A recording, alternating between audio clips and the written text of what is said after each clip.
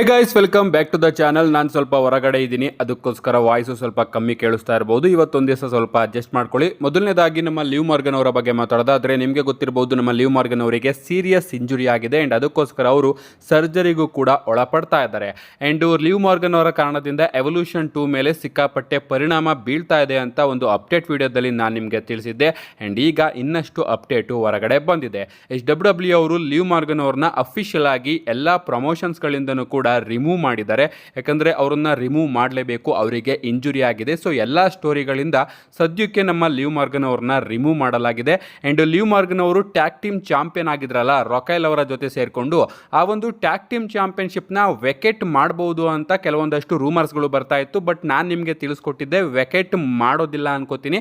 ಯಾಕಂದರೆ ರಾಕ್ಸಿನಿ ಪ್ರೀಸ್ ಅವ್ರನ್ನ WWE ಅವರು ಟ್ಯಾಗ್ ಟೀಮ್ ಚಾಂಪಿಯನ್ ಆಗಿ ಮಾಡ್ಬೋದು. ಹಿಂಗೆ ನಮಗೆ ರೊಕೈಲ್ ಆಗಿ ರಾಕ್ಸಿನಿ ಪ್ರೀಸ್ ಅವರು ವಿಮೆನ್ಸ್ ಟ್ಯಾಗ್ ಟೀಮ್ ಚಾಂಪಿಯನ್ ಆಗ್ಬೋದು ಅಂತ WWE ಅವರು ಅದೇ ರೀತಿ ಯೋಚನೆ ಮಾಡ್ತಾ ಇದ್ದಾರೆ ಅನ್ಕೋತೀನಿ. ಯಾಕಂದರೆ ಅಪ್ಡೇಟ್ಗಳು ಬರ್ತಿರೋ ಪ್ರಕಾರ WWE ಅವರು tag team ಚಾಂಪಿಯನ್ಶಿಪ್ನ vacate ಮಾಡಿಸೋದಿಲ್ವಂತೆ.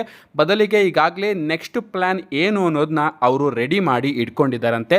Monday night rho ತನಕ ನಾವು ಕಾದು ನೋಡಬೇಕು ನೆಕ್ಸ್ಟ್ ಟ್ಯಾಗ್ ಟೀಮ್ ಚಾಂಪಿಯನ್ಶಿಪ್ ಗತಿ ಏನಾಗುತ್ತೆ ಅಂತ.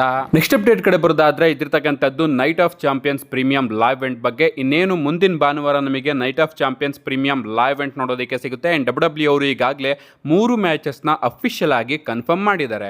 ಮೊದಲನೇದಾಗಿ ನಮಗೆ ಏಜ್ ಸ್ಟೈಲ್ ಹಾಗೆ ಡೊಮಿನಿಕ್ ಮಿಸ್ಟೀರಿ ಅವರ ನಡುವೆ ಇಂಟರ್ಕಾಂಟಿನೆಂಟಲ್ ಚಾಂಪಿಯನ್ಶಿಪ್ಗೆ ಒಂದು ಸಿಂಗಲ್ಸ್ ಮ್ಯಾಚ್ ನೋಡೋದಕ್ಕೆ ಸಿಗ್ತಾ ಇದೆ. ಇದಾದ್ಮೇಲೆ ರೀಸೆಂಟ್ ಸ್ಮ್ಯಾಕ್ ಡೌನ್ ನಲ್ಲಿ ಕನ್ಫರ್ಮ್ ಮಾಡಿದಂಗೆ ಜೇಕಬ್ ಫಾಟು ಹಾಗೆ ಸೋಲೋ ಸಿಕೋವಾ ಅವರ ನಡುವೆ ಯುನೈಟೆಡ್ ಸ್ಟೇಟ್ ಚಾಂಪಿಯನ್ಶಿಪ್ಗೂ ಕೂಡ ನಮಗೊಂದು ಸಿಂಗಲ್ಸ್ ಮ್ಯಾಚ್ ನೋಡೋದಕ್ಕೆ ಸಿಗ್ತಾ ಇದೆ.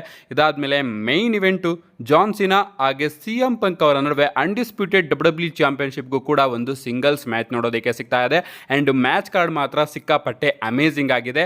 ಇದ್ರ ಜೊತೆಗೆ ಇನ್ನ 2 ಮ್ಯಾಚು ಅಫಿಷಿಯಲ್ ಆಗಿ ಅಫ್ಕೋರ್ಸ್ ಆ್ಯಡ್ ಆಗುತ್ತೆ. ಒಂದು ಕ್ವೀನ್ ಆಫ್ ದ ರಿಂಗ್ನ ಫೈನಲ್ಸ್ ಮ್ಯಾಚು, ಇನ್ನೊಂದು ಕಿಂಗ್ ಆಫ್ ದ ರಿಂಗ್ನ ಫೈನಲ್ಸ್ ಮ್ಯಾಚು.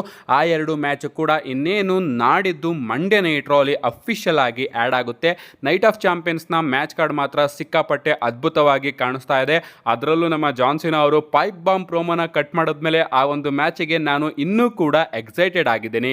ನೆಕ್ಸ್ಟ್ ಅಪ್ಡೇಟ್ ಕಡೆ ಬರೋದಾದ್ರೆ, ಇದಿರ್ತಕ್ಕಂಥದ್ದು ನಮ್ಮ ಬಿಲ್ ಗೋಲ್ಡ್ಬರ್ಗ್ ಅವರ ಬಗ್ಗೆ. ನಿಮಗೆ ಗೊತ್ತಿರಬಹುದು, ನಮ್ಮ ಗೋಲ್ಡ್ಬರ್ಗ್ ಅವರು ಸಾಟರ್ಡೆ ನೈಟ್ ಮೇನ್ ಇವೆಂಟ್ ಅಲ್ಲಿ ಗಂತರ್ ಅವ್ರನ್ನ ಚಾಲೆಂಜ್ ಮಾಡ್ತಾ ಇದ್ದಾರೆ ವರ್ಲ್ಡ್ ಹೆವಿ ವೇಟ್ ಚಾಂಪಿಯನ್ಶಿಪ್ಗೆ. ಅಂಡ್ ಇದು ಗೋಲ್ಡ್ಬರ್ಗ್ ಅವರ ಲಾಸ್ಟ್ ಮ್ಯಾಚು ಅಂತ WWE ಅವರು ಅಫಿಷಿಯಲ್ ಆಗಿ ಅನೌನ್ಸ್ ಮಾಡಿರಲಿಲ್ಲ. ಬಟ್ ರೀಸೆಂಟ್ ಆಗಿ ಒಂದು ಪ್ರೆಸ್ ಇವೆಂಟ್ ಅಲ್ಲಿ WWE ಅವರು ಅಫಿಷಿಯಲ್ ಆಗಿ ಅನೌನ್ಸ್ ಮಾಡಿದ್ದಾರೆ, ಅದು ಗೋಲ್ಡ್ಬರ್ಗ್ ಅವರ ಲಾಸ್ಟ್ ಮ್ಯಾಚ್ ಅಂತೆ. ಗಂತರ್ ಹಾಗೆ ಗೋಲ್ಡ್ಬರ್ಗ್ ಅವರ ನಡುವೆ ಸಾಟರ್ಡೆ ನೈಟ್ ಮೇನ್ ಇವೆಂಟ್ ಅಲ್ಲಿ ಆಗ್ತಾ ಇದೆಯಲ್ಲ ಸಿಂಗಲ್ಸ್ ಮ್ಯಾಚು, ಇದು ಗೋಲ್ಡ್ಬರ್ಗ್ ಅವರ WWE ರಿಟೈರ್ಮೆಂಟ್ ಮ್ಯಾಚ್ ಅಂತೆ. ನಿಜವಾಗ್ಲೂ ನನಗಂತೂ ಸಿಕ್ಕಾಪಟ್ಟೆ ಬೇಜಾರಾಯಿತು. ಯಾಕಂದ್ರೆ ಸಾಟರ್ಡೆ ನೈಟ್ ಮೇನ್ ಇವೆಂಟ್ ಅಲ್ಲಿ ಗೋಲ್ಡ್ಬರ್ಗ್ ಅಂತಹ ಲೆಜೆಂಡಿಗೆ WWE ಅವರು ರಿಟೈರ್ಮೆಂಟ್ ಮ್ಯಾಚ್ನ ಕೊಡ್ತಾ ಇದ್ದಾರೆ. ಇದ್ರ ಬದಲು ಸಮ್ಮರ್ ಸ್ಲ್ಯಾಮ್ ಅಲ್ಲೂ ಕೂಡ ಕೊಡ್ಬೋದಾಗಿತ್ತು, ಅಥವಾ ರಸಲ್ ಮೇನಿಯಾದಲ್ಲೂ ಕೂಡ ಕೊಡ್ಬೋದಾಗಿತ್ತು. ಗೊತ್ತಿಲ್ಲ ಸಾಟರ್ಡೆ ನೈಟ್ ಮೇನ್ ಇವೆಂಟ್ ಅಲ್ಲಿ ಅದೇನು ಅಂತ ಕೊಡ್ತಾ ಇದ್ದಾರೋ. ಜಾಸ್ತಿ ಜನ ಇದನ್ನ ನೋಡೋದಕ್ಕೂ ಕೂಡ ಆಗೋದಿಲ್ಲ. ಅಂಡ್ ಅಂತ ಒಂದು ಲೈವ್ ಇವೆಂಟ್ ಅಲ್ಲಿ ಗೋಲ್ಡ್ಬರ್ಗ್ ಅವರು ತನ್ನ ಲಾಸ್ಟ್ ಮ್ಯಾಚ್ ಅಲ್ಲಿ ಕಂಪೀಟ್ ಮಾಡ್ತಾ ಇದ್ದಾರೆ. ನೆಕ್ಸ್ಟ್ ಅಪ್ಡೇಟ್ ಕಡೆ ಬರೋದಾದ್ರೆ, ಇದಿರ್ತಕ್ಕಂಥದ್ದು ಇಲಿಯಾ ಡ್ರ್ಯಾಗನೋವ್ ಅವರ ಬಗ್ಗೆ. ಇವ್ರಿಗೂ ಕೂಡ ಇಂಜುರಿ ಆಗಿತ್ತು, ಅದರಿಂದ ಇವರು WWE ಕಂಪನಿಯಿಂದ ಹೊರಗಡೆ ಇದ್ರು. ರಿಟರ್ನ್ ಆದ್ರು, ಮತ್ತೊಮ್ಮೆ ಇಂಜುರಿ ಆಯಿತು ಅಂಡ್ ಈಗ ಮತ್ತೊಮ್ಮೆ ಹೊರಗಡೆ ಇದ್ದಾರೆ. ಬಟ್ ಈಗ ಅಪ್ಡೇಟ್ಗಳು ಬರ್ತಿರೋ ಪ್ರಕಾರ ಇವರು 100% ಕ್ಲಿಯರ್ ಆಗಿದ್ದಾರೆ. ಅಂಡ್ ಯಾವಾಗ ಬೇಕಾದ್ರೂ ಕೂಡ ಇವರು ನಮಗೆ ಕಂಪನಿಯಲ್ಲಿ ನೋಡೋದಕ್ಕೆ ಸಿಗಬಹುದು. ಆಗಿಂದನೂ ಕೂಡ ಇವರು ಕ್ಲಿಯರ್ ಆಗೇ ಇದ್ದಾರೆ. ಬಟ್ WWE ಅವರು ಇವರನ್ನ ರಿಟರ್ನ್ ಮಾಡ್ತಾ ಇಲ್ಲ. ಬಟ್ ಯಾವುದೇ ಪಾಯಿಂಟ್ ಅಲ್ಲೂ ಕೂಡ ಇಲಿಯಾ ಡ್ರ್ಯಾಗನೋವ್ ಅವರ ರಿಟರ್ನ್ ನಮಗೆ ಕಂಪನಿಯಲ್ಲಿ ನೋಡೋದಕ್ಕೆ ಸಿಗಬಹುದು. ನೆಕ್ಸ್ಟ್ ಅಪ್ಡೇಟ್ ಕಡೆ ಬರೋದಾದ್ರೆ, ಇದಿರ್ತಕ್ಕಂಥದ್ದು ನಮ್ಮ ಜೇ ಉಸೋ ಅವರ ಬಗ್ಗೆ. ನಿಮಗೆ ಗೊತ್ತಿರಬಹುದು, WWE ಅವರು ಒಂದು ರೀತಿ ಜೇ ಉಸೋಗೆ ರಾಕೆಟ್ ಪುಷ್ನ ಕೊಡ್ತಾರೆ. 2025ರಲ್ಲಿ ನಮ್ಮ ಜೇ ಉಸೋ ಅವರು ಸೀದಾ ರಸಲ್ ಮೇನಿಯಾ ಮೈನ್ ಇವೆಂಟ್ ಗಂಟ ಹೋಗ್ತಾರೆ. ಯಾರು ಕೂಡ ಎಕ್ಸ್ಪೆಕ್ಟ್ ಮಾಡದೇ ಇರೋ ರೀತಿ ರಾಯಲ್ ರಂಬಲ್ನ ಗೆದ್ದು ವರ್ಲ್ಡ್ ಹೆವಿ ವೇಟ್ ಚಾಂಪಿಯನ್ಶಿಪ್ಗೆ ಗಂತರ್ ಅವ್ರನ್ನ ರಸಲ್ ಮೇನಿಯಾದಲ್ಲಿ ಫೇಸ್ ಮಾಡಿ ಅವರು ವರ್ಲ್ಡ್ ಹೆವಿ ವೇಟ್ ಚಾಂಪಿಯನ್ ಕೂಡ ಆಗ್ತಾರೆ. ಬಟ್ ಅದಾದ್ಮೇಲೆ ರೀಸೆಂಟ್ ಆಗಿ ನಡೆದಂತಹ ಒಂದು ಮಂಡೇ ನೈಟ್ ರೋ ಅಲ್ಲಿ ನಮ್ಮ ಗಂತರ್ ಅವರು ಮತ್ತೊಮ್ಮೆ ಜೇ ಉಸೋ ಅವ್ರನ್ನ ಸೋಲಿಸಿ ತನ್ನ ಚಾಂಪಿಯನ್ಶಿಪ್ನ ಮತ್ತೊಮ್ಮೆ ಗೆದ್ಕೋತಾರೆ. ಅಂಡ್ ಈಗ ಅಪ್ಡೇಟ್ಗಳು ಬರ್ತಿರೋ ಪ್ರಕಾರ WWE ಅವರು ಪ್ಲಾನ್ ಮಾಡಿದ್ದೇ ಹಿಂಗಂತೆ. ಅಂದರೆ WWE ಅವರು ಜೇ ಉಸೋ ಕೈಗೆ ಚಾಂಪಿಯನ್ಶಿಪ್ನ ಕೊಡೋದಕ್ಕಿಂತ ಮುಂಚೆ ಮೊದಲೇ ಡಿಸೈಡ್ ಮಾಡಿದ್ರಂತೆ, ನಿನ್ನ ಕೈಯಿಂದ ಗಂತರ್ ಅವರೇ ಮತ್ತೊಮ್ಮೆ ಚಾಂಪಿಯನ್ಶಿಪ್ನ ಗೆದ್ಕೋತಾರೆ ಅಂತ. ಬಟ್ ಅದು ಯಾವ ಜಾಗ ಅಂತ ಡಿಸೈಡ್ ಮಾಡಿರಲಿಲ್ವಂತೆ. ಆ್ಯಂಡ್ ಸಡನ್ ಆಗಿ ಗೋಲ್ಡ್ಬರ್ಗ್ ಅವರು ಬಂದಿದ್ದನ್ನ ನೋಡಿ WWE ಅವರು ಇದೇ ಪರ್ಫೆಕ್ಟ್ ಜಾಗ ಅಂತ ಮಂಡೇ ನೈಟ್ ರೋ ಅಲ್ಲಿ ಜೇ ಉಸೋ ಹಾಗೆ ಗಂತರ್ ಅವರ ನಡುವೆ ಮ್ಯಾಚ್ನ ಬುಕ್ ಮಾಡಿ ಜೇ ಉಸೋ ಅವ್ರನ್ನ ಸೋಲಿಸಿದ್ದಾರೆ. ಸೊ ಜೇ ಉಸೋ ಅವರು ಚಾಂಪಿಯನ್ಶಿಪ್ನ ಗೆಲ್ಲೋದಕ್ಕಿಂತ ಮೊದಲೇ ಡಿಸೈಡ್ ಆಗಿದ್ದಂತೆ ರಸಲ್ ಮೇನಿಯಾದಲ್ಲಿ ನೀನು ಗಂತರ್ ಅವ್ರನ್ನ ಸೋಲಿಸಿ ಚಾಂಪಿಯನ್ ಆಗ್ತೀಯಾ, ಬಟ್ ಮತ್ತೊಮ್ಮೆ ಗಂತರ್ ಅವರ ವಿರುದ್ಧನೇ ನೀನು ನಿನ್ನ ಚಾಂಪಿಯನ್ಶಿಪ್ ನ ಸೋಲ್ತೀಯಾ ಅಂತ.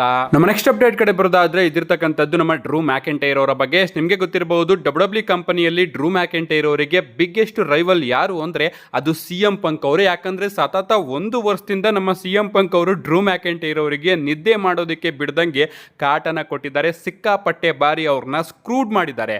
ಆದ್ರೂ ಕೂಡ ನಮ್ಮ ಡ್ರೂ ಮ್ಯಾಕೆಂಟೈರ್ ಅವರು ಬಯಸ್ತಾ ಇರೋದು ಏನು ಗೊತ್ತಾ, ಸಿಎಂ ಪಂಕ್ ಅವರು ನೈಟ್ ಆಫ್ ಚಾಂಪಿಯನ್ಸ್ ಅಲ್ಲಿ ಜಾನ್ ಸಿನಾ ಅವ್ರನ್ನ ಸೋಲಿಸಿ ಡಬ್ಲ್ಯೂ ಅನ್ಡಿಸ್ಪ್ಯೂಟೆಡ್ ಚಾಂಪಿಯನ್ಶಿಪ್ ನ ಗೆಲ್ಲಿ ಅಂತ. ಯಾಕಂದ್ರೆ ರೀಸೆಂಟ್ ಆಗಿ ನಮ್ಮ ಡ್ರೂ ಮ್ಯಾಕೆಂಟೈರ್ ಅವರು ತನ್ನ ಎಕ್ಸ್ ಅಕೌಂಟ್ ಅಲ್ಲಿ ಈ ಒಂದು ಫೋಟೋನ ಪೋಸ್ಟ್ ಮಾಡಿದ್ದಾರೆ. ಅಂಡ್ ಈ ಒಂದು ಫೋಟೋದಲ್ಲಿ ನೀವು ನೋಡ್ತಾ ಇರಬಹುದು ನಮ್ಮ ಸಿಎಂ ಪಂಕ್ ಅವರ ಕೈಯಲ್ಲಿ ಡಬ್ಲ್ಯೂ ಅನ್ಡಿಸ್ಪ್ಯೂಟೆಡ್ ಚಾಂಪಿಯನ್ಶಿಪ್ ಇದೆ.